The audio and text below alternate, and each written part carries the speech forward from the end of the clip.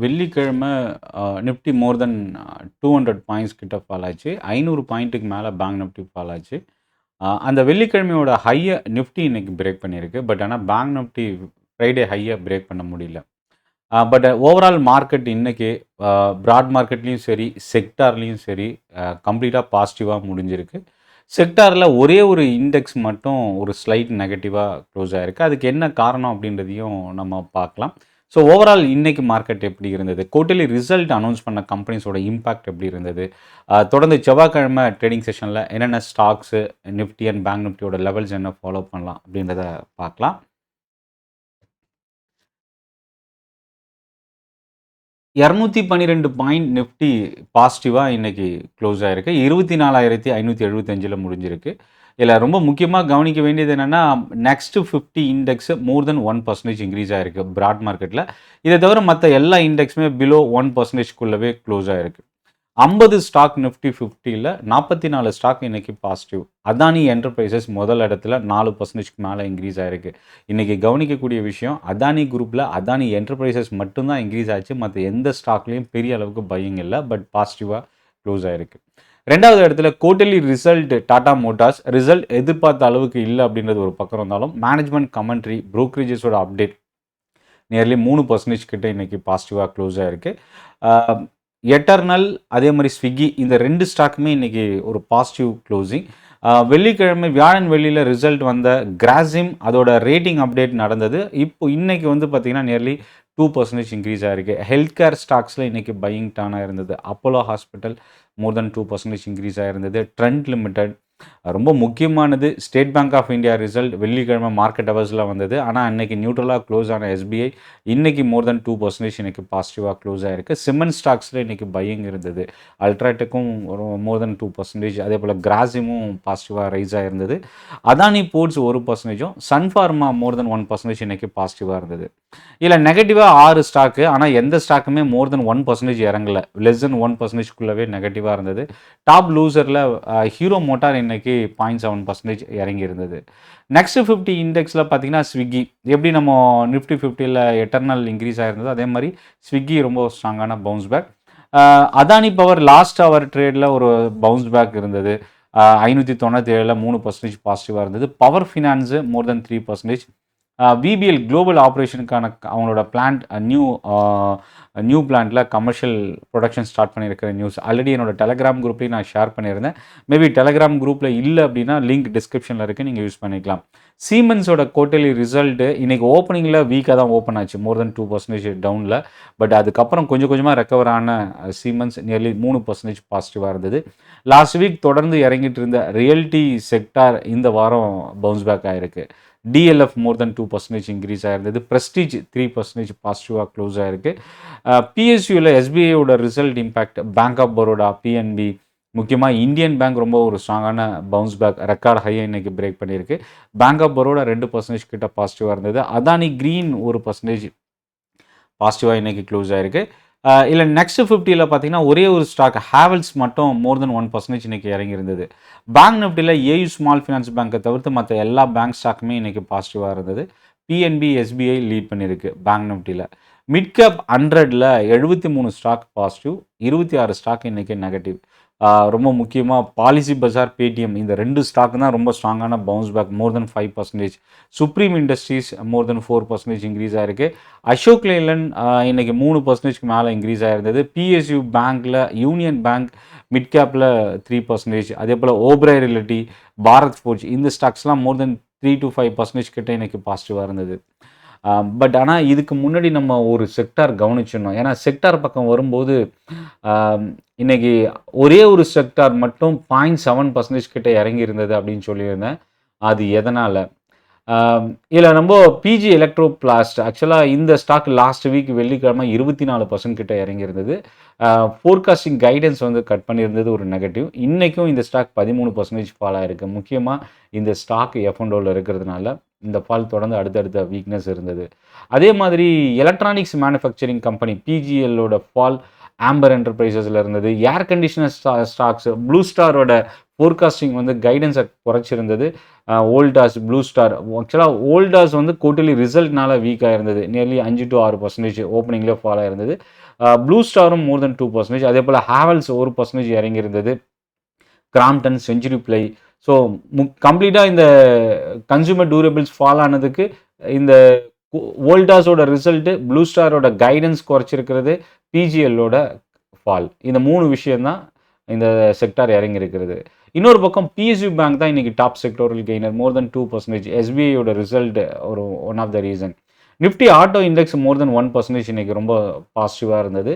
Auto sector பக்கம் வரும்போது இன்னைக்கு வந்து பார்த்தீங்கன்னா மோஸ்ட் ஆஃப் த ஸ்டாக் 15 ஸ்டாக்ல 10 ஸ்டாக் பாசிட்டிவ். அசோக் லேலனோட ரேலி, டாடா மோட்டார்ஸோட ரிசல்ட்டு, இது எல்லாமே இன்னைக்கு ஒரு auto sector more than 1% increase ஆக காரணமாக இருந்தது. அதே போல் ரியல்ட்டியில் ப்ரெஸ்டீஜ், ஓபராய் ரியல்ட்டி, டிஎல்எஃப் இந்த ஸ்டாக்ஸ்லாம் ஒரு ஸ்ட்ராங்கான பவுன்ஸ் பேக், நியர்லி 2% பாசிட்டிவாக க்ளோஸ் ஆகிறதுக்கு காரணமாக இருந்தது. மற்ற செக்டார் எல்லாமே வந்து பார்த்திங்கன்னா கிட்டத்தட்ட 0.5 1%க்குள்ளே பாசிட்டிவாக இருந்தது. ஸ்மால் கேப் பக்கம் வரும்போது ஹெச்பிஎல் இன்ஜின் கிட்டத்தட்ட 15% இன்றைக்கி இன்ட்ராடேல இன்க்ரீஸ் ஆன இந்த ஸ்டாக் 13% பாசிட்டிவாக க்ளோஸ் ஆகிருக்கு. Kalpataru power last week result வந்த இந்த ஸ்டாக்கு இந்த வாரம் ரேலி கண்டினியூ ஆகிருக்கு. நியர்லி 5% பாசிட்டிவாக இருந்தது. ஆஃப்கான் ப்ராஜெக்ட் மோர் தென் 4%. டிஃபென்ஸ் ஸ்டாக்ஸில் இன்றைக்கி ரொம்ப இம்பார்ட்டன்ட் ட்ரிகர் இருந்தது. நான் ஆல்ரெடி டெலகிராம் குரூப்லேயும் ஷேர் பண்ணியிருந்தேன் டிஃபென்ஸ் ஸ்டாக்ஸு. டெலகிராம் குரூப்பில் நீங்கள் இல்லைனா லிங்க் டிஸ்கிரிப்ஷனில் இருக்குது, நீங்கள் யூஸ் பண்ணிக்கலாம். GRSC, Cochin shipyard, Mazagon dock, அதே மாதிரி பிஎம்எல் இன்னைக்கு result more than 2%. So defence and shipping ஸ்டாக்ஸில் இன்றைக்கி பையிங் கொஞ்சம் அதிகமாக இருந்தது.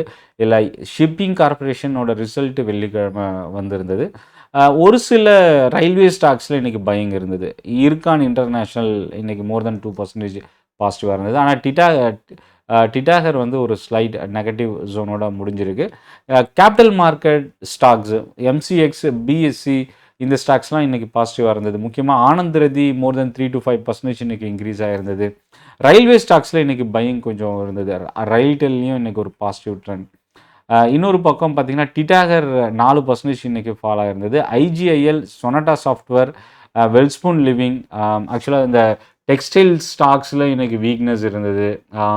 ட்ரம்ப்போட 50% டேரிஃப் இம்பேக்ட் வந்து டெக்ஸ்டைல் ஸ்டாக்ஸு இன்னும் தொடர்ந்து வீக்காகவே கண்டினியூவாக இருந்தது.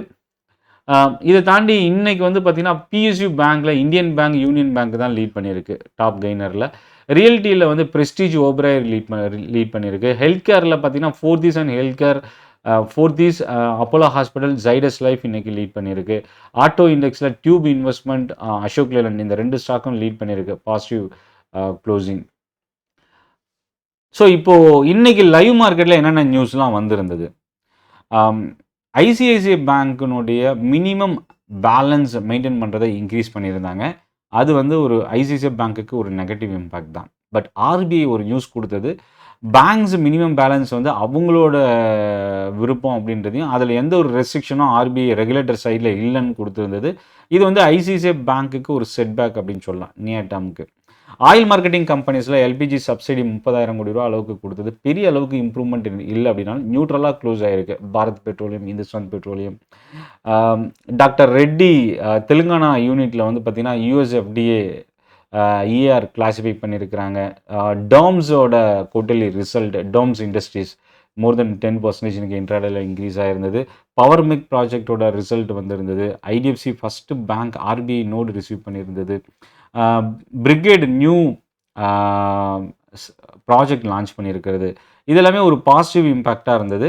இதில் டாடா மோட்டாரோட ரிசல்ட் பெரிய அளவுக்கு இம்ப்ரெஸ் பண்ணல. பட் ஆனால் இன்றைக்கி இந்த ஸ்டாக் மோர் தென் 3% கிட்ட இன்க்ரீஸ் ஆகிருக்கு. மேபி ஆல்ரெடி இந்த ஸ்டாக்கு போதுமான அளவுக்கு இறங்கி இருக்கிறதுனால மேபி இந்த ரெக்கவரி இன்றைக்கி இன்க்ரீஸ் ஆகிருக்கலாம். பட் ஆனால் ரிசல்ட்டை பொறுத்த வரைக்கும் ஒரு mixed trend, most of the numbers வந்து எதிர்பார்த்த அளவுக்கு இல்லை அப்படின்னு சொல்லலாம்.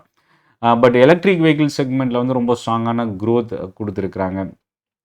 ஸோ இதில் நம்ம சாய் லைஃப் சயின்ஸு முக்கியமாக 8% இன்றைக்கி இன்க்ரீஸ் ஆகிருந்தது. இல்லை ஆனந்த் ரதி, எம்சிஎக்ஸு, கேபிட்டல் மார்க்கெட் ஸ்டாக்ஸில் ஒரு ஸ்ட்ராங்கான பவுன்ஸ் பேக் இருந்தது. இதை தாண்டி இன்றைக்கி இன்ட்ராடேயில் பார்த்திங்கன்னா எல்என்டி வந்து ஆர்டர் ரிசீவ் பண்ணியிருக்கிறாங்க அதானி பவர்லேருந்து. ஸோ நாளைக்கு நம்ம கவனிக்கலாம். மியூச்சுவல் ஃபண்ட் டேட்டா, இதில் நெட் ஈக்விட்டி இன்ஃப்ளோ வந்து பார்த்திங்கன்னா ரொம்ப ஸ்ட்ராங்காக பவுன்ஸ் பேக் ஆகிருக்கு. நியூ ஃபண்ட் ஆஃபரும் பார்த்தீங்கன்னா ரூ. 1986 கோடி ரூபாலேருந்து ரூ. 30,000 கோடி ரூபாய்க்கு மேலே இன்க்ரீஸ் ஆயிருக்கு. இது எல்லாமே எதிர்பார்த்ததை விட பெட்டரான நம்பராக பார்க்கலாம். இதை தாண்டி சீமென்ஸோட ரிசல்ட் பெரிய அளவுக்கு இல்லை. பட் ஆனால் இன்னைக்கு செகண்ட் ஹாஃபில் ரெக்கவர் ஆகிருந்தது. NSDL இன்னைக்கு ஓப்பனிங்கில் மோர் தென் 10% இன்க்ரீஸ் ஆன இந்த ஸ்டாக்கு டே ஹையிலேருந்து 10% கிட்ட ஒரு ப்ராஃபிட் புக்கிங் டர்ன் ஆச்சு. பட் இருந்தும் ஒரு ஸ்டேபிலிட்டி இன்றைக்கும் கண்டினியூ ஆயிருக்கு அப்படின்னு சொல்லலாம். HDB ஃபினான்ஷியல் சர்வீசஸ் ஐபிஓக்கு அப்புறம் ப்ரைஸ் வந்து ஃபால் ஆகிருந்தாலும் இப்போ மறுபடியும் ஐபிஓ ப்ரைஸை ரீடெஸ்ட் பண்ணியிருந்தது. ஃபேமிலி மெம்பர்ஸ்குள்ளே இருக்கிற பிரச்சனை அதுக்கான கேஸை வாபஸ் வாங்கியிருக்கிறது. சன் டிவி இன்றைக்கி அந்த நியூஸ் வெளியே வந்ததும் நியர்லி 6% இன்க்ரீஸ் ஆச்சு. பட் ஆனால் சர்வைவ் ஆகலை அப்படின்னு சொல்லலாம். லூபின் அமெரிக்காவில் நியூ ட்ரக் லான்ச் பண்ணியிருக்கிறாங்க. ஜைடஸ் லைஃப் யூஎஸ்எஃப்டியோட அப்ரூவல் ரிசீவ் பண்ணியிருக்கிறது இன்றைக்கி பாசிட்டிவாக இருந்தது. பயோகானோட ரிசல்ட் இம்பேக்ட் இன்றைக்கி மார்க்கெட்டில் ஓப்பனிங்லேருந்தே பார்த்தீங்கன்னா நியர்லி 2 to 3% ஃபால் ஆயிருந்தது. ஸோ ஓவரால் மார்க்கெட் சினாரியோ இன்றைக்கி லாஸ்ட் வீக்லேருந்து ஒரு பவுன்ஸ் பேக், முக்கியமாக வெள்ளிக்கிழமையோட கேண்டலில் வந்து ரீஃபில் பண்ணியிருக்கு அப்படின்னு சொல்லலாம் நிஃப்டி பொறுத்த வரைக்கும். மேபி இந்த ஸ்டேபிலிட்டி பொறுத்த வரைக்கும் இந்த 24,500ன்றது ஒரு குரூஷியல் சப்போர்ட் லெவலாக அடுத்தடுத்த ட்ரேடிங் செஷனில் மெயின்டைன் ஆகிறதுக்கு சான்சஸ் இருக்குது. ஸோ இந்த 24,500 அபவ் க்ளோஸாக இருக்கிறது. மேபி ஒரு நியூட்ரல் டு பாசிட்டிவ் ஜோனுக்குள்ளே நிஃப்டி என்ட்ராயிருக்கு. மேபி இது சர்வைவ் ஆகுமான்றதை வெயிட் பண்ணி பார்க்கலாம். மார்க்கெட் அப்டேட்ஸ் நியூஸ் டெலகிராம் குரூப்புக்கான லிங்க் வீடியோட டிஸ்கிரிப்ஷன்லேருந்து நீங்கள் யூஸ் பண்ணிக்கலாம்.